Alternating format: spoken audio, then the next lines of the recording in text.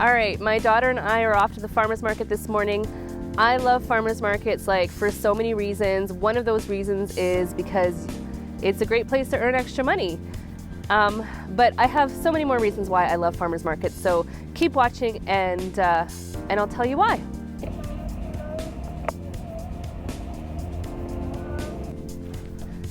Okay guys, so I love this farmer's market because there's all these amazing booths set up here that are outside but underneath a shelter, and they're homemade little buildings, and it just kind of adds to the character of it. And so I sold bread here, and I will tell you how to make extra money with farmers markets, trade shows, or craft shows. So choose your type of show. They're fairly similar, yet a little bit different. And so I'm going to talk to you about how to make extra money at farmers markets, craft shows, or trade shows. So this was my booth, and it is empty now, but this is where I sold bread, and me and my daughter, we made bread, and I told her that it was any extra money that we made together would pay for a trip to Disney, and so we went for a trip to Disney. So it was a really fun entrepreneurial project, I guess, that me and my daughter could get involved with together. And I brought her out here a few Saturdays and Sundays throughout the summer, and it was just a really great experience, and extra money in the bank, and extra money just to do some of those really fun things. Okay, so now we're off to the park. There's my booth behind me. We're off to the park, and this is such a really, really fun park. Another reason why I love this farmer's market. Now, I'm not here just to talk about my favorite farmer's markets, but I really do want to talk about how it could be such a great experience to make, in terms of making extra money in a way that is community oriented, local. You support other local entrepreneurs as well. Booths don't cost a lot, and so your take home could be quite good as well, right? So it's really just about finding the right farmers market for you, or craft show or trade show. In the winters, you're probably going to be you could take whatever you're doing at the farmers market and take it to a craft show. Trade shows are a little bit different. You kind of have to find your niche within a trade show, and it has to be worth it because the tables tend to be a lot more expensive at trade shows. So I just wanted to kind of put that in there as well. So also country versus city, there's reasons why I'd like to get out into the country and do craft shows, trade shows, or maybe not trade shows, but craft shows and farmers markets, because the tables tend to be a lot cheaper, but also you're bringing the products to people in a rural community. So if you're willing to drive a half an hour outside the city to go do it, it's a really great idea because the demand is there. So for example, when you're in the country or in a cottage area, you don't necessarily have stores that are available to you. So if you're selling baked goods, people love to buy baked goods.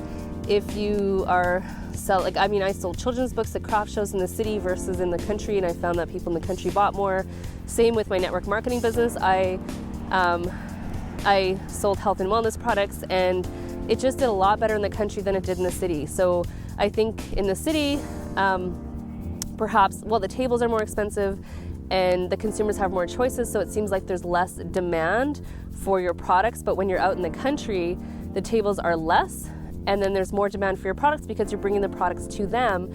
And so that way, you just end up doing better. So if you're willing to spend a little bit of gas money to get out there, if you have, the means to get out there, then I highly recommend getting out into the country. So this particular farmers market, I absolutely love. My own experiences with craft shows and farmers markets and trade shows was that over time, to make it easier to sell, here's what I did. I ended up being conscious of the kind of inventory that I brought. So the inventory, when I lugged it all out, had to be easy to transport. So I've noticed that some people with their tables might have, maybe it's jams or spices or whatever, but sometimes it's a lot of inventory to bring out to sell at a market. It takes you a really long time to set up. and it's just heavy, and you need a van, or you need displays, or you need like to bring out all this extra equipment to put your stuff out. So with bread, for example, I sold the same kind of loaf of bread. I knew what my markup was on every slice of bread, and really I just had bread baskets that I needed to bring out. So bringing out the inventory wasn't that difficult to bring out. Children's books, I found it a little bit to be difficult. That was the first time I started going to craft shows, was to sell children's books, and I did. And then I got pregnant, and so it was really hard to, carry these big boxes of books when I was pregnant. So that wasn't. I kind of had to, I guess, take a pause with that one.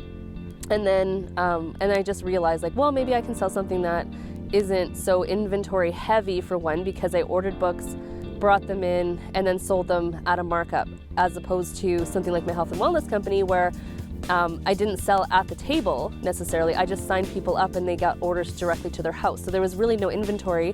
There was just a bunch of empty boxes and containers that I could display in order to sell those products as well. So. And then with the bread, yes, there's inventory to bring, but it was one item that I sold on a repeated basis. And I found that to be good because I could choose my pricing. And it was just simple. Like, I like, whenever I choose a side gig or a side hobby, I choose something that is simple and repeatable. So even when it came to ingredients for baking, whatever I decided to bake, I knew that I wanted it to have a limited amount of ingredients. I didn't want it to be too expensive to make. I wanted the markup to be good, and I wanted the recipe to be easy and repeatable so that I could be consistent in the product as well for my customers, but also consistent in terms of, like, I know when I go to the grocery store exactly how much I need to buy and all that kind of stuff, and I'm not, the cost wasn't creeping up in terms of, like, buying extra things like nuts or, like things that just might have been a little bit more expensive to do. Trade shows. Actually, let's talk about trade shows, because with trade shows, the tables are going to be more expensive. You tend to need to find your niche in terms of, like, fitting in. So, for example, my network marketing company and selling bread won't necessarily fit at trade shows, but what did was my children's books. So I got into library associations or library-related kind of things, education-related kind of things, and they allowed me to set up a table there and sell. So the upside is that it's directly to your niche. The downside is that the tables were a lot more expensive. So sometimes I did really well, sometimes I didn't do well. So it was a bit of a different risk when you did trade shows. So yeah, so I think that's about it. Market. So when you choose a craft show, a farmer's market, choose it because it's the community that you want to be a part of. Create repeat customers, connect with the local community, have fun. They're usually really good for bringing your children if you want to bring your children. And they're definitely really good if you want to bring your children. They tend to be family-oriented kinds of things. I would say trade shows not so much. Like, yeah, you can bring your child with you, but it's a little bit more of a professional environment, and so they just might be different. And it's going to be different for you guys locally versus like your local situation might be different than my local situation. So look for those opportunities. It's a lot of fun. Spend a couple days or a couple weekends like checking out different craft shows, ones that you would like to get your name on them, because sometimes there is a wait list. Like, if they're really popular craft shows, then it could take a while to get your name on and be able to get in there. Some of them like to not have any competition. So that's another thing. They'll also be looking for specific kind of vendors to come out and do the craft shows. So anyways, there's a ton of opportunity out there. Just do a little bit of research, have fun with it, choose a place that you're going to enjoy spending a Saturday or Sunday. Because in reality, the best sales times were between 10 and 2. So if I can get a craft show that only committed me to work 10 till 2, and they do not like you packing up before the end of a craft show, then I would seek out the ones that were 10 to 2 because it was a better use of my time. So, gosh, there's so many tips that are throughout this. It's pretty random, but there's a lot of tips to think about when doing craft shows, and really just how to leverage your time and create extra money. But if you can find a few that are really worth it for you, then it's really worth it, and it's a lot of fun. It's extra money. Even if it's like an extra $100 a weekend, like that's $400 a month, right? So with that, thank you for joining me in the Side Gig Solo Mom YouTube channel. Don't forget to subscribe. Definitely like this video because it helps me if you like it, then YouTube will push it out to other people and then they can listen to it as well. And subscribe so that you get notifications for more exciting videos like this one. I hope this was useful to you, and I will see you next time.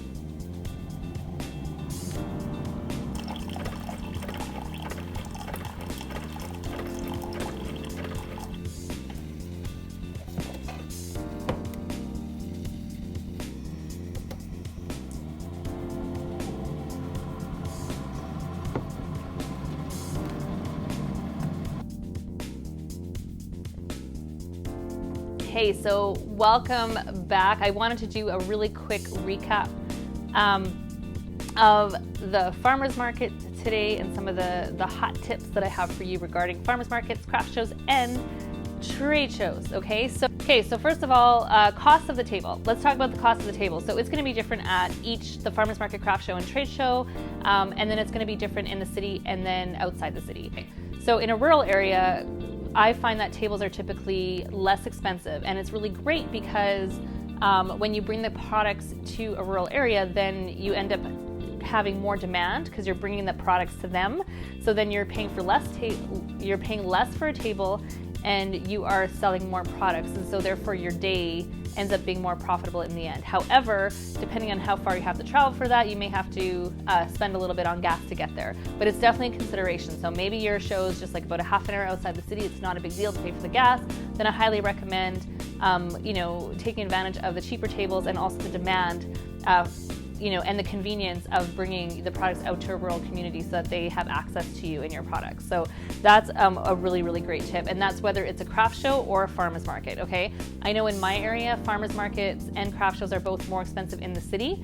So also, I find that it's more competitive in the city to get into craft shows and farmers markets. And a lot of them will have like non-competition approaches, right? So for example, if you are with a particular company that sells very specific spices, right, then they may not want your table to compete with the next person that's selling those similar spices, for example, right? Like maybe it's an Epicure network marketing company specifically, or I believe there's So the other thing I find is that with farmers markets, it's a little bit more liberal, so they're not so concerned with who's competing with who, but it is really about like being local and supporting your local community. So as long as that's what that is, then they may want a certain mix of more commercial products with more homemade or craft-made products, right? So look into the requirements for what the farmers market and craft shows would like you to do as well. What I find with trade shows is that it's very specific niche that you might be going for. So in my case, I was selling children's books. So then I would look for literacy conferences and stuff like that, where I could set up a table in their trade show room that was happening alongside of a conference, right? So it's going to be very specific to that particular niche. Whereas with craft shows and farmers markets, it tends to be a whole lot of different kinds of products that get sold there. So that's another consideration. The other thing I want to talk to you about is, and I'm sure that you got this as you followed me throughout the farmers market experience, but do what you love. Choose a farmers market that you are going to love going to. Choose a craft show that in your community that you want to connect with, right? Also, the convenience of being able to bring your children along with you is huge. If you are, struggling with childcare, or if you just want to spend the day with them and have an entrepreneurial experience with them, to bring them out along with you, right? And get them involved. Or this could also be something that you just want to do without your children. Maybe you have childcare for them and you just want to go to like your trade show, craft show, or farmers market, spend a day connecting with everyone else, and that's your time, right? The other benefit to a farmers market, trade show, and craft show that I actually didn't mention as I was walking through the farmers market with you was that a lot of us are online right now and we're constantly looking at screens. So we're launching our businesses, trying to sell products, or maybe we have trying to sell like courses or services or products online. And so that means that we're always on the screen. So if this is something that you want to do to take you off screen and still earn an income, farmers markets, craft shows, and trade shows are an excellent option for that. I know with myself, it was great. It's great just to be outdoors, you know, and talking to people as opposed to sitting in front of a screen all the time and recording videos like this one. And don't get me wrong, I absolutely love doing this, but it's just really nice to have that mix and have the variety in terms of how you can earn an income. The other thing I want to reiterate is the idea of inventory. Definitely when you are wanting to set up at a craft show, farmers market, or trade show, it doesn't matter which one it is, you want to make sure that it's easy for you to get the inventory there. I personally don't like spending an hour before the craft show setting up, and sometimes these craft shows and farmers markets, you have to bring your own table, your own, of course you might want to bring your own banners and set that up, a tablecloth, make it look nice, decorate, you know, figure out your branding and that kind of thing.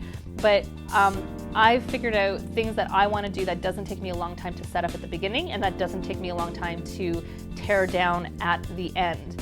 And part of my decision around that was making sure that I had inventory that was easy to carry, that was easy to set up. The children's books were not really the case. Like they were really heavy. It took me a long time to set up. I had to kind of do all my displays and stuff like that. So that was probably the first time I did craft shows. And it just, you know, and I learned along the way. I personally don't like to spend an hour setting up before a craft show starts, and I definitely don't want to be spending an hour at the end of the day.